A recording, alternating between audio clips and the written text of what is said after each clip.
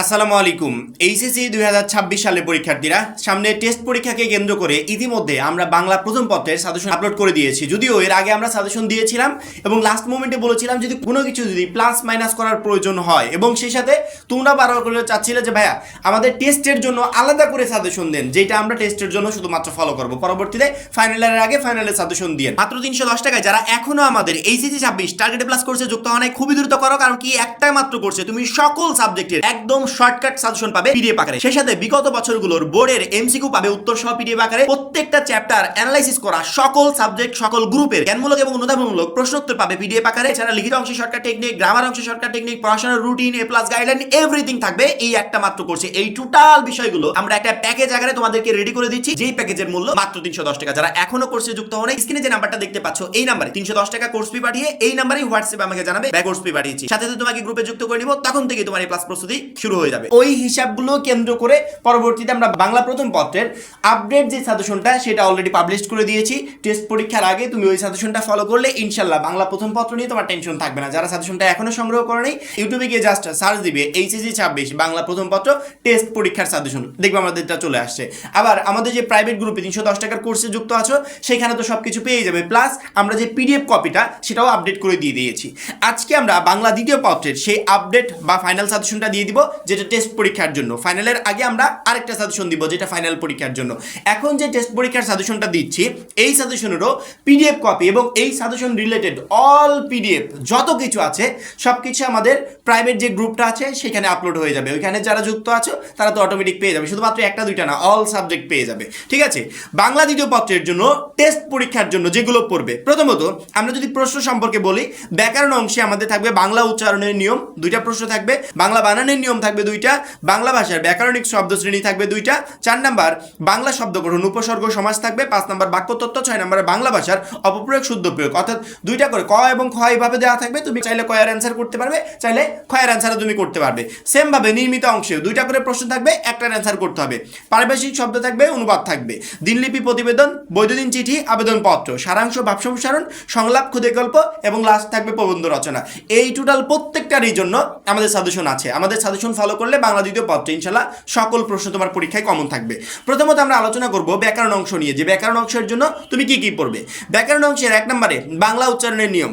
বাংলা উচ্চারণের নিয়মের জন্য কতে অ এ ধ্বনি উচ্চারণ, বফলা মফলা জফলা উচ্চারণের নিয়ম, অর্থাৎ 5টা করে নিয়ম মুখস্থ করে যাবে বা 5টা করে নিয়ম মাথায় নিয়ে পরীক্ষার হলে যাবে। এর যে কোনো একটা আসতে পারে, বলতে পারে যে অধ্বনি উচ্চারণের 5টা নিয়ম লেখো, বফলা উচ্চারণের 5টা নিয়ম লেখো, বা জফলা উচ্চারণের 5টা নিয়ম লেখো, যে কোনো একটা কোশ্চেন তোমাকে দিতে পারে। অর্থাৎ ক নাম্বারের জন্য আমরা যেগুলো পড়তে বলেছি এগুলো পড়লে ইনশাআল্লাহ এখান থেকেই যে কোনো একটা প্রশ্ন তুমি ক নাম্বারের পরীক্ষার হলে পেয়ে যাবে। যদি ক নাম্বারে অ্যান্সার করো তাহলে এখান থেকে করতে পারবে। কেউ যদি মনে করো যে আমি ক এর অ্যান্সার করবো না, আমি খ এর অ্যান্সার করবো, খতে হচ্ছে শব্দের উচ্চারণ নির্দেশ। খ এর জন্য আমরা আলাদা করে একটা পিডিএফ রেডি করেছি, যেই পিডিএফে আমরা বিগত কয়েক বছরের বোর্ডে যেগুলো আসছিল প্লাস 26-এর জন্য সবচেয়ে গুরুত্বপূর্ণ তোমাদের টেস্ট এবং ফাইনালের জন্য সেগুলোর জন্য পিডিএফ রেডি করেছি। সেই পিডিএফগুলো কোনো শিক্ষার্থী যদি কমপ্লিট করে পরীক্ষার হলে যেতে পারে, সেই খ এর অ্যান্সার ইজিলি করতে পারবে। এখন তুমি ক করবে নাকি খ করবে এটা ফিক্সড করে যাও, যে কোনো একটা ফিক্সড করে যাও, তাতে পরীক্ষার হলে এই অল্প সময়ে ওইখান থেকে প্রিপারেশন নিয়ে ওইটাই অ্যান্সার করতে পারো। কারণ কি লাস্ট মোমেন্টে 2টা করতে গেলে কোনোটাই পারবে না, যে কোনো একটা করে যাও। যদি ক করো তাহলে ক এর জন্য আমরা যেগুলো বললাম এগুলো পড়ে যাও, এখান থেকে একটা চলে আসবে। সেম প্রসেসে 2 নাম্বার প্রশ্ন আমাদের বাংলা বানানের নিয়ম। কতে আসবে, আমি কতে কি আসবে, কোন প্রশ্নগুলো আসতে পারে, মানে একই কোয়ালিটির কয়েকটা প্রশ্ন, এই প্রশ্নগুলো টোটালি রেডি করেছি। যেই প্রশ্নগুলো পড়লে এখান থেকে একটা প্রশ্ন যে 100% তুমি টেস্ট পরীক্ষা এবং ফাইনাল পরীক্ষায় পাচ্ছ, তার নিশ্চয়তা আমি তোমাকে দিব। 1 নম্বরে কয়ের জন্য বাংলা বানানের 5টি নিয়ম লেখো, অথবা বাংলা একাডেমি কর্তৃক প্রমিত বানানের যে কোনো 5টি নিয়ম লেখো। অর্থাৎ 5টি নিয়ম রিলেটেড অনেকগুলো প্রশ্ন আছে।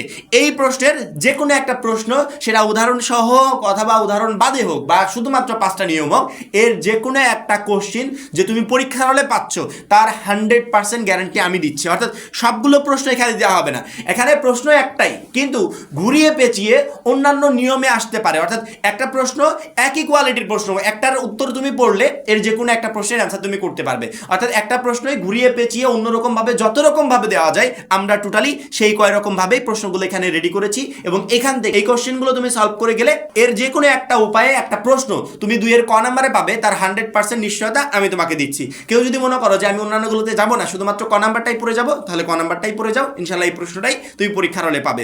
খ যদি পড়তে যাও বানান শুদ্ধকরণ, তার জন্য আমাদের পিডিএফ আছে, ওই পিডিএফটা তুমি যদি হাতে পাও বানান শুদ্ধকরণের টোটাল প্রবলেমটাই তোমার সলভ হয়ে যাবে। অর্থাৎ 2026 সালের জন্য গুরুত্বপূর্ণ প্লাস বিগত বছরগুলোতে মানে বারংবার যে প্রশ্নগুলো আসছিল টোটাল বিষয়গুলো নিয়ে আমরা পিডিএফ রেডি করেছি। যে পিডিএফটা তুমি হাতে পেলে বাংলা বানান শুদ্ধকরণ নিয়ে ইনশাল্লাহ তোমাকে টেনশন করতে হবে না। কিন্তু আমার পরামর্শ থাকবে লাস্ট মোমেন্টে অত রিস্ক না নিয়ে আমরা শুধুমাত্র ক নাম্বারটা পড়ে যাবো, 2 এর ক, তাহলে আমরা ওইখান থেকে ইজিলি কমন পাবো এবং এটার অ্যান্সার পরীক্ষার হলে করে আসতে পারবো। 3 নম্বরে বাংলা ভাষার ব্যাকরণিক শব্দশ্রেণী।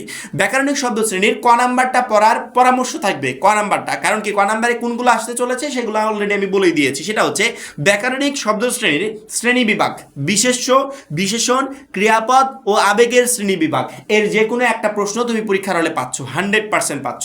এখন এই রিলেটেড কোশ্চেনগুলো কোন রকমের হতে পারে বা কিভাবে হতে পারে অলরেডি আমরা পিডিএফ এর মাধ্যমে আমাদের যে কোর্স আছে সেখানে কিন্তু আমাদের দেওয়া আছে। অর্থাৎ বাংলা দ্বিতীয় পত্রের ব্যাকরণ অংশের টোটাল পিডিএফ প্রত্যেকটা ক এবং খ সবগুলো দেওয়া আছে। তোমার মন চাইলে তুমি ক পড়ো, না মন চাইলে তুমি খ পড়ো, কিন্তু আমার পরামর্শ থাকবে দুইটা একসাথে পড়তে যেও না, তাহলে হবে কি লাস্ট মোমেন্টে কমপ্লিট করতে পারবে না। যে কোনো একটা ধরো যে ওইটা থেকে প্রশ্ন আসবে ওইটাই আমি অ্যান্সার করবো, তাহলে অল্প সময় ভালো প্রিপারেশন নিতে পারবে, পরীক্ষার হলে অ্যান্সারও করতে পারবে। সেম প্রসেসে 4 নম্বর বাংলা শব্দ গঠন, উপসর্গ সমাস, ক নাম্বারে বলে দিয়েছি উপসর্গের সংজ্ঞা, শ্রেণী বিভাগ ও প্রয়োজনীয়তা, এটা পড়ে যাবে। খ নাম্বারে যদি ব্যাস বাক্য সহ সমাস নির্ণয়টা ভালো পারো তাহলে এটা পড়ে যাও। আমাদের দুইটার জন্য সাজেশন আছে, তোমার যেটা ভালো লাগে তুমি সেটা অ্যান্সার করে যেতে পারবে। 5 নম্বরে বাক্যতত্ত্ব। বাক্যতত্ত্ব রিলেটেড কি কি কোশ্চেন হতে পারে মানে ডিরেক্টলি সেই কোশ্চেনগুলো দিয়ে দিয়েছি, ওই কোশ্চেনগুলো তোমাকে পড়ে যেতে হবে, ওই কোশ্চেনের যে কোনো একটা প্রশ্ন তুমি পরীক্ষার হলে পাচ্ছ। 1 নম্বর বাক্য কাকে বলে, গঠন অনুসারে বাক্য শ্রেণী বিভাগ আলোচনা করো। 2 নম্বর অর্থ অনুসারে বাক্যের শ্রেণী বিভাগ উদাহরণ সহ আলোচনা করো। 3 নম্বর একটি সার্থক বাক্যে কি কি গুণ থাকা প্রয়োজন উদাহরণ সহ আলোচনা করো। এই 3টা প্রশ্নের যে কোনো একটা প্রশ্ন তুমি ক নাম্বারে পাচ্ছ। যদি মনে করো যে ভাইয়া 3টা তো বলেই দিলাম, এই 3টাই পড়ে যাবো, তাহলে আর খ দিকে তাকানোর প্রয়োজন নাই। আর কেউ যদি মনে করো না আমি খও পড়বো, সেক্ষেত্রে পড়তে পারো। খ রিলেটেড বাক্যান্ত রিলেটেড আমাদের পিডিএফ আছে, পিডিএফটা দেখলে ওখানে দেখবে 26-এর জন্য সবচেয়ে গুরুত্বপূর্ণ টেস্ট পরীক্ষার জন্য পিডিএফে সবকিছু দেওয়া আছে। আমার পরামর্শ থাকবে যে কোনো একটা পড়বে, সেক্ষেত্রে ক নাম্বারটা তুমি পড়ে যেতে পারো, কারণ কি ক নাম্বারটা টেস্ট পরীক্ষার জন্য আপাতত একদমই সহজ। পরবর্তীতে 6 নাম্বার বাংলা ভাষার অপপ্রয়োগ শুদ্ধ প্রয়োগ। বাংলা ভাষার অপপ্রয়োগ এবং শুদ্ধ প্রয়োগ নিয়ে আমরা যে পিডিএফটা রেডি করেছি সেখানে কোশ্চিন রেডি করে দিয়েছি, অপপ্রয়োগ শুদ্ধ প্রয়োগ রিলেটেড কোশ্চিন রেডি করে দিয়েছি। যে কোশ্চিনগুলো দিয়েছি ওর ভিতর থেকেই একটা পরীক্ষার হলে তুমি পাচ্ছ এবং এখান থেকে তুমি ইজিলি লিখতে পারবে। এখন সেই পিডিএফগুলো আমি স্ক্রিনে দেখিয়ে দিচ্ছি লাস্টটা, এইভাবে শুধুমাত্র এই পিডিএফ না, ব্যাকরণের সকল পিডিএফ আমাদের পিডিএফ কোর্সে দেওয়া আছে। কারণ কি এই পিডিএফগুলো তো তার ভিডিওতে দেখানো সম্ভব না, ওইগুলো আমাদেরকে পিডিএফ রেডি করে দিতে হবে।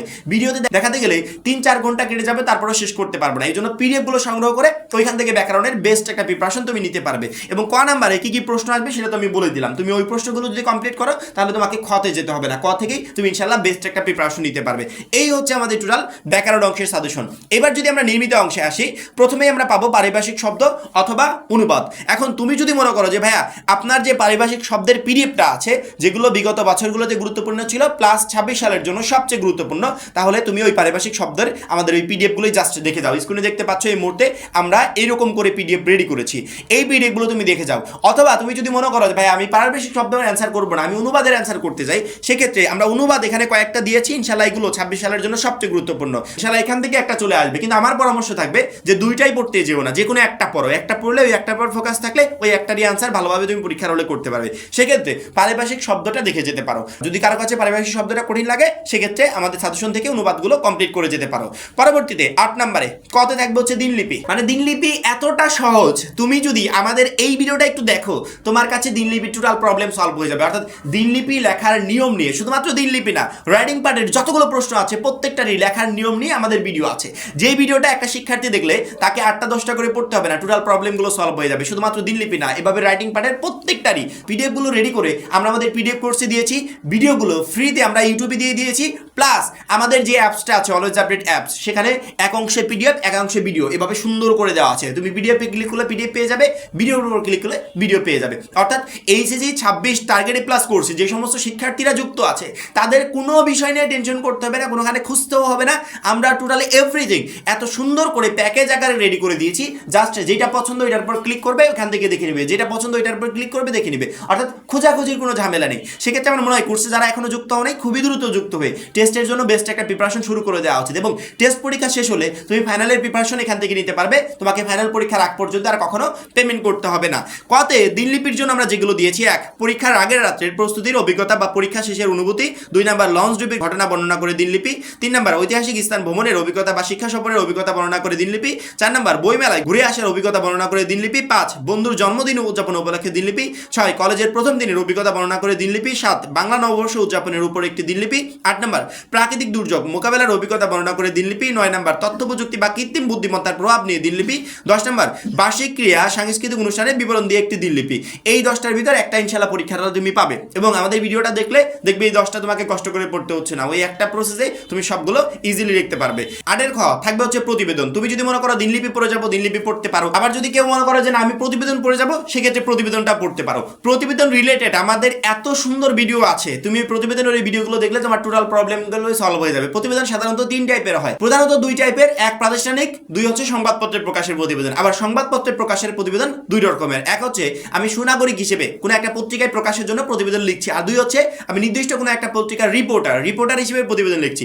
এই টোটাল 3 কোয়ালিটির প্রতিবেদন কমপ্লিট করে পরীক্ষার হলে গেলে ইনশাআল্লাহ যে কোনো প্রতিবেদন তুমি লিখতে পারবে এবং এই 3 টাইপের প্রতিবেদন নিয়েই আমাদের শর্টকাট প্রসেসের ভিডিওগুলো আছে। ওই প্রতিবেদন রিলেটেড ভিডিওগুলো দেখলে তোমাকে আর কষ্ট করে এতগুলো পড়তে হবে না, তুমি ওই একটা ভিডিওর মাধ্যমে তোমার টোটাল প্রতিবেদনের প্রবলেমগুলো সলভ করে ফেলতে পারবে। তারপরেও কেউ যদি মনে করো আমি দিনলিপি না পড়ে আমি প্রতিবেদন করবো, সেক্ষেত্রে আমাদের সাজেশন তো দেয়া আছে, এগুলো পড়লে ইনশাআল্লাহ এখান থেকে পেয়ে যাবে। বাই চান্স কোনো ক্রমে যদি মিসও হয়ে যায়, তারপরে তুমি এত সুন্দর করে প্রতিবেদন লিখতে পারবে যে শিক্ষক তোমাকে পুরো নাম্বার দিতে বাধ্য। প্রতিবেদনের জন্য 1 নম্বরে ভয়াবহ সড়ক দুর্ঘটনা বিবরণ দিয়ে প্রতিবেদন, 2 নম্বরে ইন্টারনেট ফেসবুক ব্যাপারে কুফল ও সুফল সম্পর্কে প্রতিবেদন, 3 নম্বরে খাদ্যে ভেজাল ও তার প্রতিকার বিষয়ে প্রতিবেদন, 4 নম্বর দ্রব্যমূল্যের ঊর্ধ্বগতি ও প্রতিকারের উপায় সম্পর্কে প্রতিবেদন, 5 নম্বর তোমার শহরের যানজট সমস্যার উপর একটি প্রতিবেদন, 6 নম্বর তোমার কলেজের গ্রন্থাগার সম্পর্কে অনুসন্ধানীমূলক প্রতিবেদন, 7 নম্বর প্রাকৃতিক দুর্যোগ বন্যা ঘূর্ণিঝড়ের পর তোমার এলাকার গৃহীত পুনর্বাসন কাজ সম্পর্কে প্রতিবেদন, 8 নম্বর মাদক বিরোধী অভিযান সম্পর্কে প্রতিবেদন, 9 নম্বর বইমেলা সম্পর্কে প্রতিবেদন, 10 নম্বর নববর্ষ উদযাপন ক্রিয়া প্রতিযোগিতার বর্ণনা দিয়ে প্রতিবেদন। এই প্রতিবেদনগুলো থেকে একটা প্রতিবেদন তুমি পরীক্ষার হলে পেতে যাচ্ছ, প্লাস আমাদের শর্টকাট যে পিডিএফ গুলো আছে সেটাও তুমি কমপ্লিট করে যেও। এবার আসি আমরা 9 নম্বরে। 9 এর কতে থাকবে বৈদ্যুতিন চিঠি। বৈদ্যুতিন চিঠি এতটা সহজ, তুমি আমাদের ভিডিওটা দেখলে সেটা বুঝতে পারবে। বৈদ্যুতিন চিঠি হচ্ছে ইমেল, ইংরেজিতে ইমেল লিখি না, ওইটাই বাংলাতে লিখতে হবে। বৈদ্যুতিন চিঠি একদমই সহজ, অর্থাৎ ইংরেজিতে যেভাবে লিখি ওই সেম ভাবেই আমাকে বাংলাতে লিখতে হবে। ইংরেজিতে সেন্টেন্স তৈরি করতে অনেক ঝামেলা হয়, কিন্তু বাংলাতে ওই ঝামেলা নেই। বাংলাতে তুমি তোমার নিজের মতো করে সুন্দর করে গুছিয়ে লিখতে পারবে। এখন বাংলাতে এই বৈদ্যুতিন চিঠি কিভাবে সহজে লিখতে হয় সেই রিলেটেড একটা ভিডিও ইউটিউবে ফ্রিতে দেওয়া আছে, তুমি চার্জ দিলে পেয়ে যাবে। প্লাস এই পিডিএফ কপিটা আমাদের 310 টাকার কোর্সে দেওয়া আছে এবং আমাদের অ্যাপসে পিডিএফ এবং ভিডিও দুইটা একত্রিত করে দেওয়া আছে। ওই যে বললাম না, শুধুমাত্র এইটা বা ওইটা না, রাইটিং পার্টের যতগুলো আছে প্রত্যেকটারই শর্টকাট টেকনিক নিয়ে আমাদের ভিডিও প্লাস পিডিএফ আছে। তুমি ওইগুলো হাতে পেলে তোমার এই রাইটিং পার্টের টোটাল প্রবলেমগুলো সলভ হয়ে যাবে। সাজেশন দেওয়া লাগবে, এই সুবিধার্থে আমরা কয়েকটা করে দিয়েছি, এখান থেকে একটা আসবে, কিন্তু আমার মনে হয় এইগুলো পড়ার আগে শর্টকাট প্রসেসগুলো পড়া উচিত, তাহলে এতগুলো কষ্ট করে পড়তে হবে না। বৈদ্যুতিন চিঠির জন্য 1 নম্বরে দিয়েছি বাংলা নববর্ষের শুভেচ্ছা জানিয়ে বন্ধুকে ইমেইল লেখো, 2 বন্ধুর পিতামাতার মৃত্যুতে সান্ত্বনা জানিয়ে একটি ইমেইল লেখো, 3 পরীক্ষার প্রস্তুতি সম্পর্কে জানিয়ে একটি ইমেইল লেখো, 4 নম্বর জন্মদিনের শুভেচ্ছা জানিয়ে বন্ধুকে ইমেইল লেখো, 5 নম্বর ইন্টারনেট ফেসবুক মোবাইল ফোন ব্যবহারের কুফল ও সুফল সম্পর্কে জানিয়ে ছোট ভাই বা বন্ধুর কাছে ইমেইল লেখো, 6 নম্বর জরুরি রক্তের প্রয়োজনীয়তা জানিয়ে বন্ধুকে ইমেইল লেখো, 7 তোমার ভাই বা বন্ধুকে মাদকাসক্তির কুফল সম্পর্কে জানিয়ে একটি ইমেইল লেখো, 8 নম্বর শিক্ষকের কাছে পড়াশোনা সম্পর্কিত পরামর্শ চেয়ে একটি ইমেইল লেখো। ইনশাআল্লাহ এই ইমেইলগুলো থেকে একটা পরীক্ষার হলে পাচ্ছ, প্লাস আমাদের যে শর্টকাট টেকনিকটা আছে সেটা তুমি একটু কমপ্লিট করে যেও। 9 আবেদনপত্রের জন্য আমরা যে 9টা দিয়েছি ইনশাআল্লাহ এখান থেকে একটাই তুমি পরীক্ষার হলে পেয়ে যাবে। 1 নম্বরে কোনো বাণিজ্যিক প্রতিষ্ঠানে হিসাব রক্ষক ম্যানেজার বা অফিসার পদে নিয়োগ লাভের জন্য আবেদনপত্র, 2 ব্যাংক ঋণের জন্য আবেদনপত্র, 3 শিক্ষা সফরে যাওয়ার অনুমতি চেয়ে অধ্যক্ষের নিকট আবেদনপত্র, 4 তোমার কলেজ লাইব্রেরি ক্যান্টিন স্থাপনের অনুমতি চেয়ে অধ্যক্ষের নিকট আবেদনপত্র, 5 বিনা বেতনে পড়ার অনুমতি চেয়ে অধ্যক্ষ বরাবর আবেদনপত্র, 6 ছুটি চেয়ে অধ্যক্ষের নিকট আবেদনপত্র, 7 তোমার এলাকায় বিদ্যুৎ বিভ্রাটের প্রতিকার চেয়ে সংবাদপত্রে প্রকাশের জন্য দরখাস্ত, 8 প্রাথমিক মাধ্যমিক সহকারী শিক্ষক পদে নিয়োগ লাভের জন্য আবেদনপত্র, 9 সাংস্কৃতিক অনুষ্ঠান আয়োজনের অনুমতি চেয়ে অধ্যক্ষ বরাবর আবেদনপত্র। এই আবেদনপত্রগুলো পড়লে এখান থেকে একটা পরীক্ষার হলে পেয়ে যাবে। পরবর্তীতে 10 নম্বরের কতে আছে হচ্ছে সারাংশের জন্য আমরা যেগুলো দিয়েছি ইনশাআল্লাহ এখান থেকে একটা পরীক্ষার হলে পাবে, কারণ কি 26-এর জন্য সবচেয়ে গুরুত্বপূর্ণ সারাংশগুলোই আমরা এখানে উল্লেখ করে দিয়েছি। 1 সময় ও স্রোত কাহার জন্য, 2 মাতৃশ্রেণীর তুলনায়, 3 অভাব আছে বলিয়া জগৎ, 4 বিদ্যা মানুষের মূল্যবান সম্পদ, 5 বৃক্ষের দিকে তাকালে জীবনের, 6 মানুষের সুন্দর মুখ দেখে আনন্দিত, 7 আজকের দুনিয়াটা আশ্চর্যভাবে অর্থের, 8 সাহস ও ন্যায়পরায়ণ মানুষ সর্বদা, 9 পরিশ্রম ছাড়া মানুষের জীবন কোনো, 10 শিক্ষা মানুষকে সত্যিকারের মানুষ করে তোলে। অর্থাৎ প্রত্যেকটা লাইনের আমরা ছোট্ট একটা অংশ দিয়েছি, অংশ দিয়ে তুমি তোমার ওই সারাংশটা খুঁজে বের বের করবে এবং সেটা তোমাকে কমপ্লিট করতে হবে।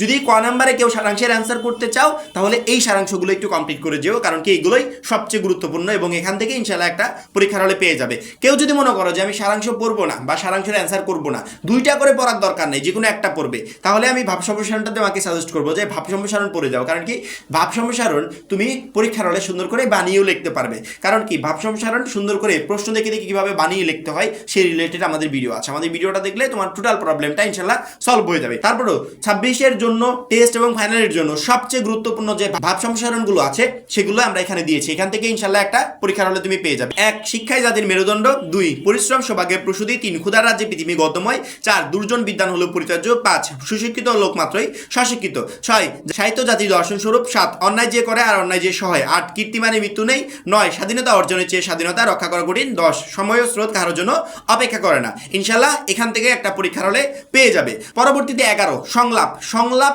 অনেক সহজ, অর্থাৎ সংলাপটা বাইরে থেকে মনে হতে পারে যে অনেক কঠিন, কিন্তু না, একদমই সহজ। আমরা ডায়লগ লিখি না, ওই ডায়লগটাই হচ্ছে সংলাপ। ইংরেজিতে ডায়লগ লিখি, বাংলাতে লিখতে হবে সংলাপ। ইংরেজিতে সেন্টেন্স তৈরি করতে গিয়ে ঝামেলা হয়, কিন্তু বাংলাতে তো আর ঝামেলা নেই, বাংলাতে সুন্দর করে সংলাপ লেখা যায়। এই সংলাপ রিলেটেডও আমাদের ভিডিও আছে, ভিডিওটা দেখলে তুমি বুঝতে পারবে। তারপরেও আমরা সাজেশনে যেগুলো দিয়েছি এগুলো পড়বে, এখান থেকে একটা তুমি পরীক্ষার হলে ইনশাল্লাহ পেয়ে যাবে। 1 মাদকাসক্তির কুফল নিয়ে 2 বন্ধুর মধ্যে সংলাপ, 2 বাংলা নববর্ষ উদযাপন উপলক্ষে সংলাপ, 3 শিশু ও নারীর প্রতি সহিংসতা বিষয়ে শিক্ষার্থী ও শিক্ষকের মধ্যে সংলাপ, 4 বৃক্ষের প্রয়োজনীয়তা বিষয়ে সংলাপ, 5 পরিবেশ দূষণ রোধের উপায় নিয়ে 2 বন্ধুর মধ্যে সংলাপ, 6 পরীক্ষার প্রস্তুতি নিয়ে 2 বন্ধুর মধ্যে সংলাপ, 7 মোবাইল ফোন ফেসবুক ইন্টারনেট ব্যবহারের সুফল ও কুফল নিয়ে 2 বন্ধুর মধ্যে সংলাপ, 8 বাল্যবিবাহ বিরোধের বিষয়ে শিক্ষার্থী ও শিক্ষকের মধ্যে সংলাপ, 9 কম্পিউটার ইংরেজি শিক্ষার প্রয়োজনীয়তা বিষয়ে সংলাপ, 10 নিরাপদ সড়ক চাই সড়ক দুর্ঘটনা বিষয়ে সংলাপ। এগুলো 26-এর টেস্ট পরীক্ষার জন্য সবচেয়ে গুরুত্বপূর্ণ। 11 নম্বরের খতে আসবে ক্ষুদে গল্প। ক্ষুদে গল্প একদম সহজ। ক্ষুদে গল্পের জন্য আমরা যেগুলো দিয়েছি এগুলো 26-এর জন্য সবচেয়ে গুরুত্বপূর্ণ। ইনশাআল্লাহ এখান থেকে একটা ক্ষুদে গল্প তুমি পরীক্ষার হলে পেয়ে যাবে। 1 রক্তদানের পূর্ণ শিরোনামে ক্ষুদে গল্প, 2 সততার পুরস্কারের শিরোনামে ক্ষুদে গল্প, 3 ঐক্যের শক্তি বিভক্তিতে দুর্বলতা শিরোনামে ক্ষুদে গল্প, 4 লোভে পাপ পাপে মৃত্যু শিরোনামে ক্ষুদে গল্প, 5 আমার শৈশব স্মৃতি বিষয়ে ক্ষুদে গল্প, 6 মানুষ মানুষের জন্য শিরোনামে ক্ষুদে গল্প, 7 শব্দ দূষণ পানি দূষণ শিরোনামে ক্ষুদে গল্প, 8 প্রতিবন্ধী শিশুদের শিরোনামে ক্ষুদে গল্প, 9 বিপদে বন্ধুর পরিচয় শিরোনামে ক্ষুদে গল্প, 10 স্বনির্ভরতার জন্য চাই ইচ্ছা শক্তি শিরোনামে ক্ষুদে গল্প। এই ক্ষুদে গল্পগুলো কমপ্লিট করে গেলে এখান থেকে একটা পরীক্ষার হলে পেয়ে যাবে। লাস্ট 12 নম্বরে প্রবন্ধ রচনা। প্রবন্ধ রচনা তো আর একটা আসবে না, কয়েকটা আসবে। এখন কয়েকটার জন্য আমরা কয়েকটাই দিয়েছি, অর্থাৎ যে 10টা প্রবন্ধ রচনা আমরা দিয়েছি এই 10টা প্রবন্ধ রচনা 26-এর টেস্ট এবং ফাইনাল পরীক্ষার জন্য, দুইটা পরীক্ষার জন্যই বলছি, 26-এর টেস্ট এবং ফাইনাল পরীক্ষার জন্য সবচেয়ে গুরুত্বপূর্ণ। এই 10টা প্রবন্ধ রচনা থেকে তুমি একটা না ইনশাল্লাহ সবগুলো তুমি কমন পাবে। অর্থাৎ এই প্রবন্ধ রচনাগুলো কমপ্লিট করে গেলে এখান থেকে সবগুলো কমন পাবে। কেউ যদি মনে করো যে ভাই আমার সবগুলো দরকার নেই, একটাই কমন, সেক্ষেত্রে 1 থেকে 5 পর্যন্ত পড়ে গেলেও হবে, অথবা 5 থেকে 10 পর্যন্ত পড়ে গেলেও হবে। তবে আমার সাজেশন থাকলো যে প্রবন্ধ রচনাগুলো এখানে আমরা যেগুলো দিয়েছি এর প্রত্যেকটা বিষয় তুমি কিছু ইনফরমেশন মাথায় নিয়ে যাবে, প্রত্যেকটা রিলেটেড ইনফরমেশন মাথায় নিয়ে যাবে। যেমন ধরো কৃষিকাজে বিজ্ঞান, এখন কৃষিকাজে বিজ্ঞান রচনা লিখতে গেলে কোন কোন ইনফরমেশনগুলো দেওয়া লাগবে এগুলো যদি একটু গল্প আকারে মাথায় নিয়ে যাই, শুধুমাত্র পয়েন্টগুলো মনে রাখলেই হবে, কোনটার ক্ষেত্রে কি পয়েন্ট হবে সেই পয়েন্ট রিলেটেড 10 লাইন 5 লাইন করে সুন্দর করে লিখে দিলে এভাবে প্রত্যেকটা রচনা রিলেটেড ইনফরমেশনগুলো মাথায় নিয়ে যাবে, যাতে পরীক্ষার হলে যেই দেখে আসে আমি সহজে লিখতে পারি। কিন্তু আমাদের যে টোটাল রচনাগুলো আছে তার ভিতর এই 10টা রচনা 26-এর টেস্ট এবং ফাইনাল পরীক্ষার জন্য সবচেয়ে গুরুত্বপূর্ণ। এগুলো পড়লে তুমি একটা না তোমার সবগুলো রচনা ইনশাল্লাহ কমন পেয়ে যাবে। সেক্ষেত্রে আমার মনে হয় এই 10টা রচনা রিলেটেড ইনফরমেশনগুলো মাথায় নিয়ে প্রত্যেকটা শিক্ষার্থীর পরীক্ষার হলে যাওয়া উচিত। এই হচ্ছে আমাদের টোটাল নির্মিত অংশের সাজেশন, অর্থাৎ আমরা ব্যাকরণ এবং নির্মিত অংশের জন্য টোটাল যে সাজেশনগুলো দিলাম এগুলো হচ্ছে টেস্ট পরীক্ষার জন্য। আমরা এখানে 2-1টা আপডেট করেছি, কিছু আপডেট করেছি, বাদ বাকিগুলো আমাদের আগের সিস্টেমেই আছে। সেক্ষেত্রে টেস্ট পরীক্ষার জন্য যারা আলাদা করে সাজেশন চাচ্ছিলে তাদের জন্য যেমন সাজেশন দেওয়া হয়ে গেল, নতুন করে অ্যানালাইসিস করে 2-1টা যে প্লাস মাইনাস করলাম সেগুলোও হয়ে গেল। এটাই হচ্ছে আমাদের টেস্ট পরীক্ষার জন্য চূড়ান্ত সাজেশন। এবং এই সাজেশনের পিডিএফ কপি না, এই রিলেটেড সকল পিডিএফ কপি আমাদের পিডিএফ কোর্সে দেওয়া আছে। ওইখান থেকে পিডিএফ গুলো সংগ্রহ করে তুমি চাইলে কম্পিউটার দোকান থেকে প্রিন্টও করে নিতে পারবে। আর যারা এখনো আমাদের এইচএসসি 26 টার্গেট প্লাস কোর্সে যুক্ত হও নাই, খুবই দ্রুত যুক্ত হয়ে যাবে, কারণ কি একটা মাত্র কোর্সে তোমাকে প্রত্যেকটা সাবজেক্টে A+ পেতে প্রচন্ড পরিমাণে হেল্প করবে। সবাই ভালো থাকবে, সুস্থ থাকবে, আল্লাহ হাফেজ।